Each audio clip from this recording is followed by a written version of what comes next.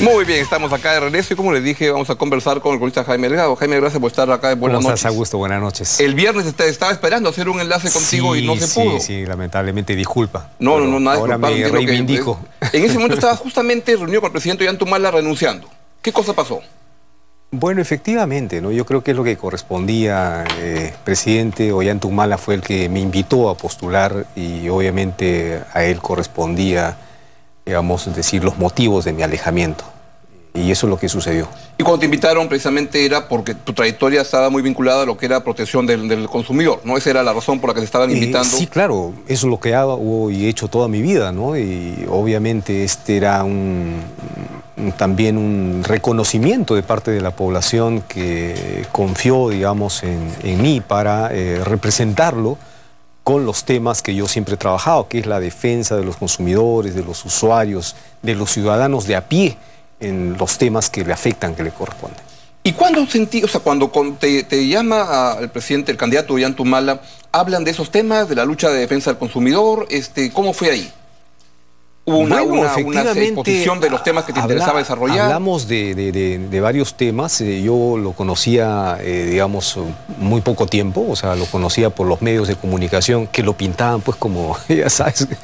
Pero en realidad me pareció una persona bastante sensata y bueno, comenzamos a hablar de distintos temas y bueno, ahí surgió en algún momento la invitación. Y bueno, yo siempre, la verdad que me resistía a entrar en política, pero bueno, esta vez acepté esta invitación. Yo agradezco la misma porque ha permitido además hacer cosas interesantes y es una experiencia, digamos, que los jóvenes, a pesar de todo el descrédito de la política, creo que no deberían desanimarse a hacerla, porque finalmente el no hacerla hace de que finalmente gente que probablemente sin las mejores condiciones sea la que gobierna el país. Escuché un comentario al doctor José Ugazo el día que es interesante, que es una cosa es con guitarra y otra con cajón, y que una cosa es pelear por los derechos de los consumidores desde la sociedad civil y otra desde el Estado. ¿Por qué es diferente? Sí, porque es más fácil hacerlo desde la sociedad civil. Es más fácil porque eres más ágil, tú eliges tus propias batallas,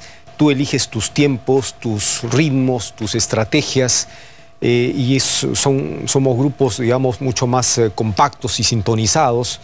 Cuando formas parte de un grupo más amplio con una agenda multitemática y además eres parte de un gobierno donde, digamos, tenemos una administración pública tan amplia y digamos, no necesariamente sintonizada con estos temas. Entonces, y que hay más intereses en juego. Tú encuentras efectivamente una serie de dificultades. Te cuento una, por ejemplo.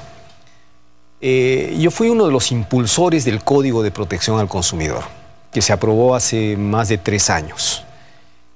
Ahí se consignó, digamos, la obligación de que las empresas que producen alimentos consignen en la etiqueta si es o no transgénico, para que el público lo sepa. No se está prohibiendo los productos, pero que el público sepa si este producto es transgénico, genéticamente modificado, y cada uno tome sus propias decisiones. Información.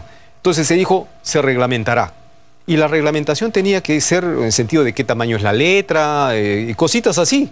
3 años y medio, Augusto. ¿Y por qué demora tanto? 3 años y medio. Yo la verdad que no entiendo. He hablado con todos los ministros, con todas las autoridades. Pues si tú no lo entiendes, no lo va a entender nadie. Las presiones de las empresas para que no se aprueben estas cosas. Y la verdad que es frustrante. ¿En qué momento comenzaste a sentir, sospecho que entraste con los ímpetus y las ganas de poner tus ideas de defensa del consumidor ahora en acción ya en el gobierno, en el Congreso? Mira, ¿Cuál fue el primer talán que te hizo ver que las cosas no eran como tú creías? Bueno, eso fue gradual, ¿no? Yo creo que los 2 primeros años, digamos, ha habido mucho entusiasmo, mucha receptividad. De hecho, hemos sacado cosas importantes, ¿no? La ley de promoción de la alimentación saludable es una de ellas. La creación del Sistema Nacional de Calidad es de mi autoría. Finalmente, después de 3 años salió la ley. Bueno, falta saber cuándo se vaya a implementar, pero yo creo que se han hecho cosas importantes. Pero ¿cuándo comenzaste a sentir que algo no...? Surge, digamos, un tema que es crucial y es el que ha marcado mi distanciamiento, que es con el tema de las AFPs. AFPs. Yo era uno de los promotores de la reforma del sistema privado de pensiones. Yo presenté mi proyecto de ley que buscaba más competencia, más transparencia, más información, más mecanismos de control. Bueno, el Ministerio de Economía dice que sacó una con eso, o sea, hace un año. Junto con mi proyecto, habían como 19 proyectos más. Estos 19 proyectos más que planteaban los congresistas diversos temas. El Ministerio de Economía formó una comisión de técnicos, elaboró un proyecto y lo presentó al Congreso. En el Congreso discutimos esto, se aprobó, y este proyecto del Ejecutivo recoge varias iniciativas de los congresistas, se aprobó.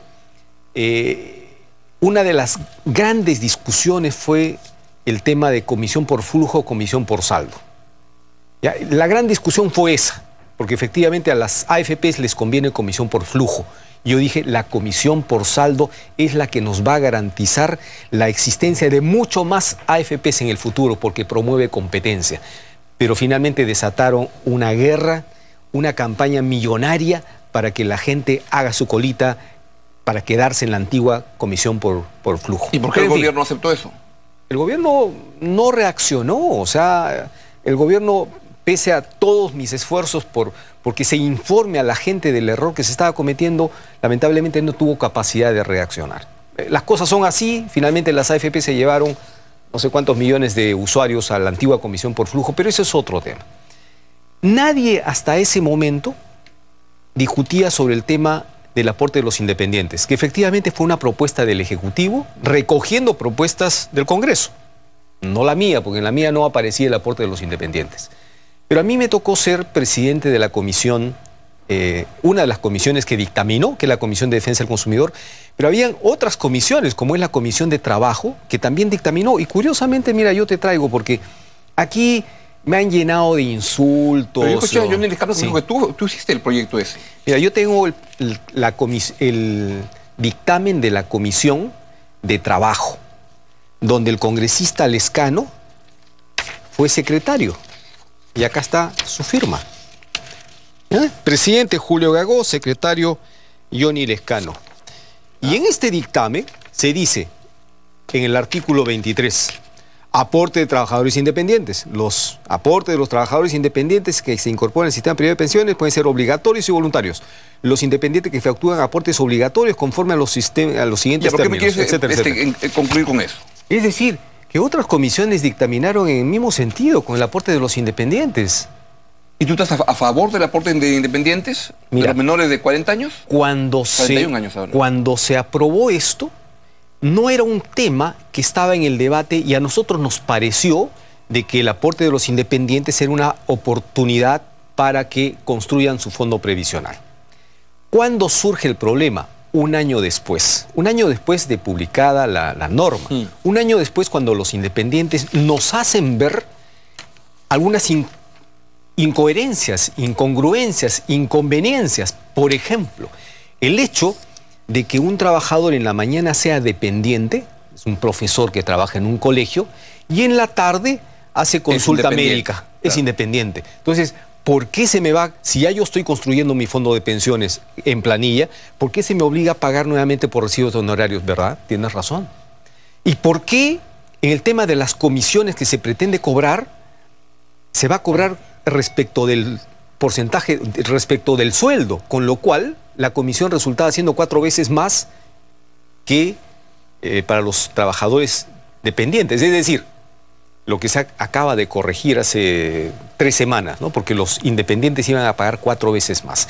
Y así surge y mañana hay una votación. ¿Tú cómo vas a votar mañana? Mira, hace un año, cuando se detectan estas dificultades, fui el primero en decir, paremos esto, corrijamos esto. Hay que dejar a los independientes en libertad, no al aporte obligatorio de los independientes. Y presento un proyecto de ley en ese sentido, primero para que se aplace 2 años a fin de entrar a una discusión, y después digo, no, señores, no se ha hecho nada, así que dejemos en libertad, o sea, deroguemos esa disposición.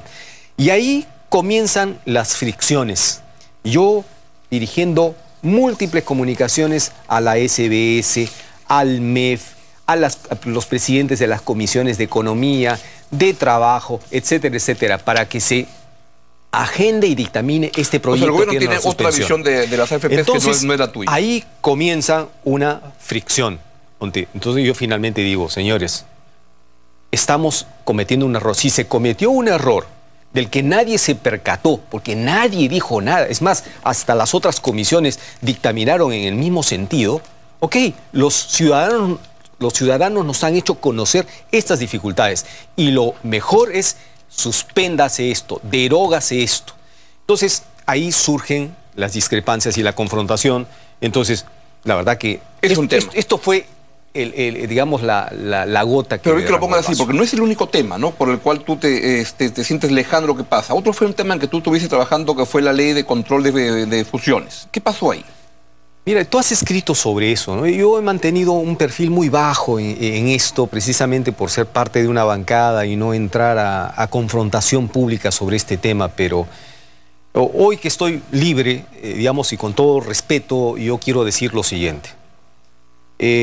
Desde el nacionalismo siempre se habló del tema de los monopolios y de los abusos de los monopolios. Y yo estoy en sintonía con eso, porque yo creo en la libre competencia, yo creo en el mercado, yo creo que hay que incentivar a las empresas a que hagan patria, a que ganen dinero, pero no creo en los monopolios, no creo en el abuso de los monopolios.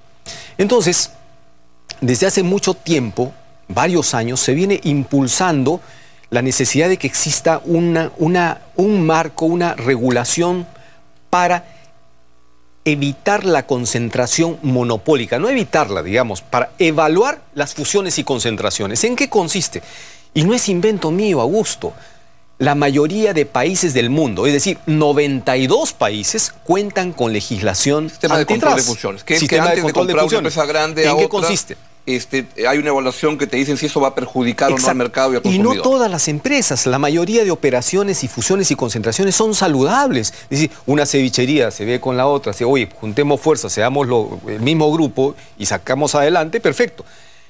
Pero en el proyecto de ley que yo planteo, que ha sido preparado con el Indecopi, con el visto bueno del Ministerio de Economía, con el visto bueno de Naciones Unidas, de UNTAC, con la opinión favorable de la SBS,